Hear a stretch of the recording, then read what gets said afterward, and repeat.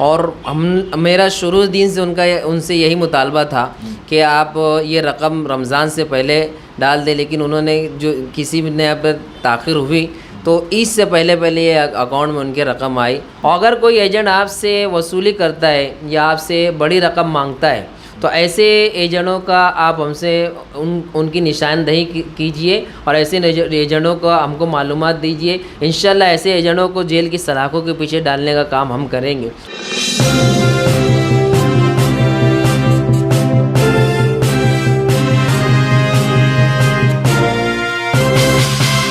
रियासती गवर्नमेंट की जानिब से एक योजना होती है जिसे कहते हैं संजय गांधी योजना, जिसके ज़रिए बहुत सारे वज़ाइफ, बहुत सारे इमदाद, पैसों की इमदाद रियासती गवर्नमेंट की जानिब से दी जाती है। आज हम इसी मुद्दे पर, इसी टॉपिक पर बात करेंगे। संजय गांधी योजना की जो मालेगांव की कमेटी है, इसके एक रुकन, एक मेंबर से, और जानने की कोशिश करेंगे कि ये योजना क्या होती है, किस तरीके से यहाँ पे हम अपना नाम को दर्ज करवा सकते हैं और किस तरीके से हमें इस योजना का लाभ या फ़ायदा हासिल हो सकता है। इसके लिए हम बात करेंगे संजय गांधी योजना मालेगांव की जो कमेटी है उसके रुकन अलीम फलाही साहब से, और अलीम फलाही साहब से जानते हैं कि ये योजना क्या होती है। अलीम फलाही साहब, आपका स्वागत है, इस्तकबाल है। जैसे कि आप संजय गांधी योजना मालेगांव कमेटी के एक रुकन हैं और काफ़ी फ़ाल रुकन हैं, तो सबसे पहले तो हमें ये बताइए कि ये जो कमेटी है ये एक्चुअल में है क्या और क्या काम। मैं पहले तो आपके इस चैनल को मुबारकबाद देता हूँ कि आपने बेसहारा और मुस्तहिक लोगों के इस मुद्दे को उठाने के लिए अपने चैनल पर मुझे बुलाया, और इसी से आपकी खिदमत खल्क़ के जज्बे को मैं समझता हूँ कि आप चाहते हैं कि जो माज़ूर और बेवा और 65 साल के जो बुज़ुर्ग हज़रात हैं उनके ताल्लुक़ से आपका सीना कितना कुशादा है। ये जो कमेटी होती है ये रुकन असम्बली आमदार के नेतृत्व में और उसकी मातहती में चलती है। इससे पहले ये कमेटी मुफ्ती साहब के चुन के आने के बाद कुछ लोगों ने साजिश करके और उस कमेटी के अंदर जो हार चुके थे, शिकस्त का सामना कर चुके थे, ऐसे अहबाब ने उनके साथ छल का सहारा लिया और छगन भुजबल साहब के साथ मिलकर, जो उस वक्त के पालक मंत्री थे, इस कमेटी के अंदर अपना नाम दर्ज करवाया और इसी के साथ वो इस कमेटी को चलाते रहे, जो कि उनका हक़ नहीं था। लेकिन जैसे ही हुकूमत गिरी और फिर पालक मंत्री का ओहदा हमारे ऑर्डर के एमएलए दादा भुसे साहब के हिस्से में आया, तो फिर उन्होंने इस कमेटी को डिज़ोल्व किया, दोबारा इस कमेटी की तश्कील की, जिसके अंदर मुफ्ती इस्माइल साहब कासमी साहब ने मुझे और समीर साहब सर जुहान फाउंडेशन वाले, उनकी अहलिया मोहतरमा को और अपंग दीवानंग सोसाइटी के सदर मुदस्सिर हुसैन साहब को उन्होंने इसके अंदर शामिल किया। और अल्हम्दुलिल्लाह हम लोग इस कमेटी के अंदर जब से आए हैं तो इस कमेटी के अंदर किस तरीके से गांव के लिए कुछ अच्छा करके जाए, इसके लिए हम कोशिश कर रहे हैं।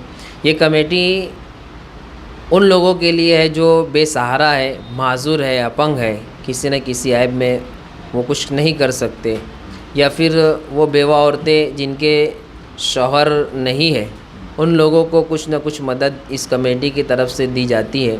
और ये हुकूमत, रियासती हुकूमत की एक योजना है, इस योजना से सबको फ़ायदा उठाना चाहिए। तो ये जो वजीफ़े होते हैं ये किस किस्म के होते हैं, या ये वजीफ़े देने के पीछे हुकूमत की क्या मंशा है? साफ बात है, ये वजीफ़े देने के पीछे हुकूमत की ये मंशा है कि बेसहारा माज़ूर लोगों को किसी के सामने दस्त सवाल फैलाना ना पड़े, वो ख़ुद मुख्तार तरीके से इस वजीफ़े के साथ अपने घर बार को चला सके।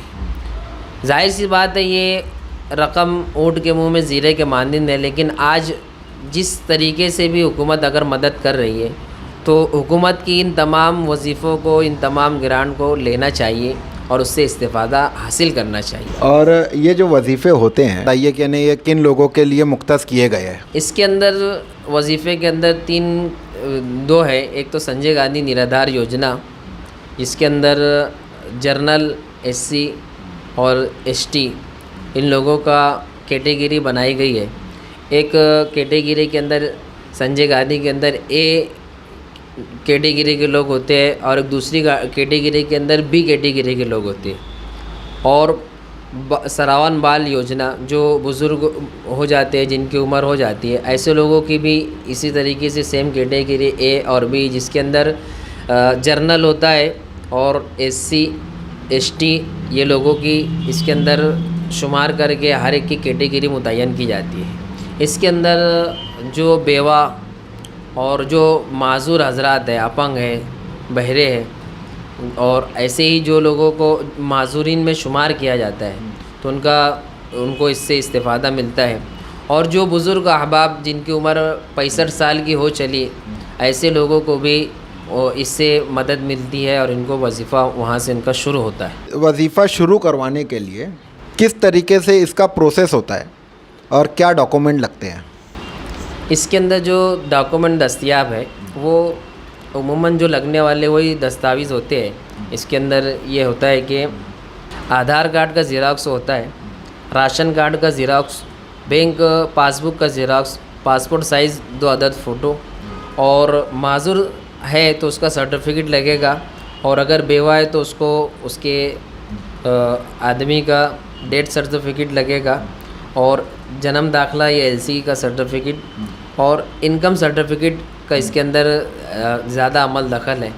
जो यही तमाम ये कहाँ पे सबमिट होते हैं, कहाँ जमा किए जाएंगे? इनकम सर्टिफिकेट के बाद बच्चों, अगर बेवा है तो उनके बच्चों का भी दाखला लगेगा। हाँ। और ये जो फॉर्म सबमिट होते हैं तहसील अपना जो कोरट के सामने है, वहाँ पर इसकी ऑफिस है संजय गांधी की, वहाँ पर ले जाकर ये फॉर्म जमा कराना पड़ता है। हाँ।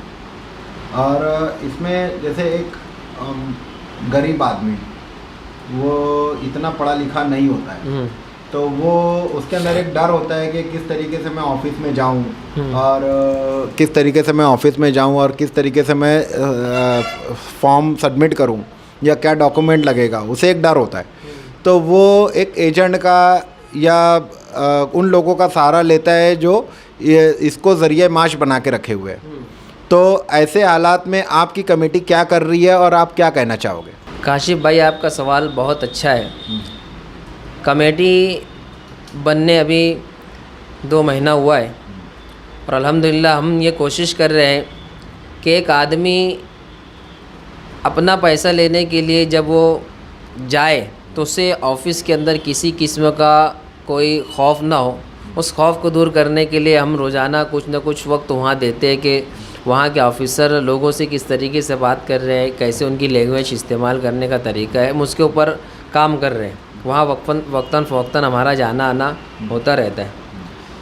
लेकिन कुछ लोगों ने इसको अपना ज़रिया माश बनाया है, वो एजेंट लोग हैं। तो वो एजेंट लोग ये कर रहे हैं कि उनके ताल्लुक़ से ऐसी रिपोर्ट है कि वो 2,500, 3,000, 3,000, 4,000 रुपये इन लोगों को मालूमात ना होने की बिना पर वो इनको लगाते हैं और वो इनके ऊपर भरोसा करके चलते हैं। तो ये लोग उनसे 3,000, 4,000 रुपये उनसे वसूल करते हैं, जबकि वहाँ पर जो खर्चा लगने वाला है बहुत ज़्यादा से ज़्यादा भी लगा तो 200 से 250 रुपये एक फॉर्म के पूर्ण करने के लिए खर्चा होता है। तो मेरी शहरियान से अपील यही है कि अगर आप अपने ज़ात से खुद थोड़ी मालूमात हासिल कर ले, ऐसे ही मालूमात देने के लिए मुफ्ती साहब की राब्ता ऑफिस के ऊपर ये सारे कामकाज होते हैं। आप वहाँ पर जाए और क्या क्या डॉक्यूमेंट लग रहे वो मालूमात हासिल करके कहाँ से लेना है, कहाँ जमा करना है, ये 2 चीज़ आपको समझना है। आप ये 2 चीज़ समझ जाए तो आपको किसी एजेंट की ज़रूरत नहीं पड़ेगी और बहुत सारा आपका पैसा बच जाएगा। और एजेंट ख़त्म होंगे तो जाहिर सी बात है, जब एजेंट अपना फॉर्म पास कराने के लिए, जाहिर सी बात है जब 3,000 वो आपसे लेगा तो वो किसी न किसी तरीके से शहर के अंदर करप्शन फैलाएगा। तो मेरी ऐसी अपील है कि आप किसी एजेंट के हत्थे ना चढ़े और आपसे मेरी रिक्वेस्ट है कि आप अगर इस मामले के अंदर ख़ुद जाकर अपना फॉर्म खुद सबमिट कराए। और अगर कोई केवरी निकलती है, किसी और चीज़ की आपको तकलीफ़ है, तो ये कमेटी के अहबाब आपकी खिदमत के लिए, आपका ताउन करने के लिए तैयार है। और अगर कोई एजेंट आपसे वसूली करता है या आपसे बड़ी रकम मांगता है, तो ऐसे एजेंटों का आप हमसे उनकी निशानदही कीजिए और ऐसे एजेंटों को हमको मालूमात दीजिए। इंशाल्लाह ऐसे एजेंटों को जेल की सलाखों के पीछे डालने का काम हम करेंगे, उनके लिए कड़ी से कड़ी कार्रवाई करने का काम हम लोग करेंगे। आप और आपकी कमेटी इसमें सरगर्म है कि लोगों को उनके जो वज़ाइफ हैं वो मिल जाएं, त्यौहार से पहले, ईद से पहले उन्हें कुछ राहत मिल जाए, कुछ माली मदद मिल जाए। अब इसमें कुछ लोगों के अभी पैसे रिलीज़ हुए, वो क्या है और उसके पीछे किस ने काम किया है? क्योंकि शहर में सियासी माहौल भी है इसके पीछे। कुछ लोग बोल रहे हैं कि हमने किया है, आप बोल रहे हैं कि हमने किया है। ये जो क्या है, ये थोड़ा सा इसका खुलासा कर दें कि नहीं ये क्या काम हुआ है और कितने लोगों के वज़ाइफ पास हुए? देखिए, असल चीज़ है काम करना। हम कमेटी के लोग हैं और जाहिर सी बात है ये किसी की जेब में जाने वाला पैसा नहीं है। इसके लिए जो भी कोशिश करेंगे वो मुखलिस है। अगर कोई इसके लिए लगा है, कोशिश कर रहा है, तो हम उनकी कोशिश को और झुटलाते नहीं। लेकिन जाहिर सी बात है जब कमेटी के लोग उसके अंदर लगे हैं और रोज़ाना उनका वहाँ जाकर अपडेट लेने का काम है, वहाँ पर लगे हैं, तो वहाँ पर जो ऑफिसर बैठे हैं, ये लोग के पीछे हम लोग सवार रहते हैं। रोज़ाना हम लोग जाकर पूछते थे और जैसे ही मुझे इन्होंने कह दिया कि हमने पेमेंट डाल दिया है, तो हमने इत्मीनान की सांस ली। और मेरा शुरू दिन से उनसे यही मुतालबा था कि आप ये रकम रमज़ान से पहले डाल दें, लेकिन उन्होंने जो किसी ने अब ताख़िर हुई तो ईद से पहले ये अकाउंट में उनके रकम आई। और अल्हम्दुलिल्लाह मेरा मानना ऐसा है कि ये रकम जो उनके अकाउंट में आई है, उनकी ईद और इस त्यौहार को अच्छा करने के लिए काफ़ी। अच्छा, अगर कुछ लोगों की जैसे किसी वजह से नहीं आई होगी, तो वो क्या कर सकते हैं या थोड़ा इंतज़ार करें तो उनका भी आ सकती है क्या? नहीं, जैसे अगर किसी की नहीं आई है तो वो अपने डॉक्यूमेंट लेकर मुफ्ती साहब के ऑफ़िस पर आए, और जिन लोगों का डॉक्यूमेंट अभी भरा गया था अप्रैल के अंदर, उन लोगों के फॉर्म पर दस्तखत करके उसको मंजूरी दी गई। कुछ फॉर्म मंजूर हुए, कुछ ना मंजूर हुए, उसकी लिस्ट मुफ्ती साहब के ऑफ़िस पर लगी है। जो देखना चाहे वो देख सकते हैं। और अगर किसी को जिनका आता था अब बंद हो गया, ऐसी कोई शिकायत है, तो वो मुफ्ती साहब के ऑफ़िस पर रब्ता कायम करें और वहाँ पर अपना मसला रखें। इंशाल्लाह उस मसले को हल करने के लिए हम पूरी कोशिश करेंगे। अच्छा, जो अभी ये आया है, जो फ़ंड अभी रिलीज़ हुआ है, तो ये जो वजीफ़े हैं ये किस महीने के आए हैं? ये और किन लोगों के लिए आए हैं? ये जो फ़ंड आए हैं, ये जो वजीफ़े आए 4 महीने के आए हैं। अच्छा। हाँ, दिसंबर, जनवरी, फरवरी, मार्च। तो ये 4 महीने के जो पैसा है ये लोगों के अकाउंट में डाला गया है। अच्छा, और किन लोगों के लिए डाला गया है? कि सारे जितने वज़ाइफ आते हैं सबके लिए? हाँ, इसके अंदर जो सेंट्रल रियासती गवर्नमेंट का है वो आया है, और उसके अंदर 12 कैटेगरी है, 12 किस्म योजना है, जिसके अंदर संजय गांधी योजना के ए कैटेगरी के अंदर जो जनरल, ST, SC है, इन तमाम लोगों का A, B इसी तरीके से जो चलता है। तो ऐसी 12 स्कीमों का पैसा आया है। टोटल तो मैं मारा नहीं, लेकिन मैं वहाँ से जाकर पूरा लिख कर आया। एक बड़ी मिकदार में करोड़ों रुपया उनके अकाउंट में डाला गया है। अच्छा, और कई हज़ार लोगों को आया? कई हज़ार लोगों को पैसा मिला है।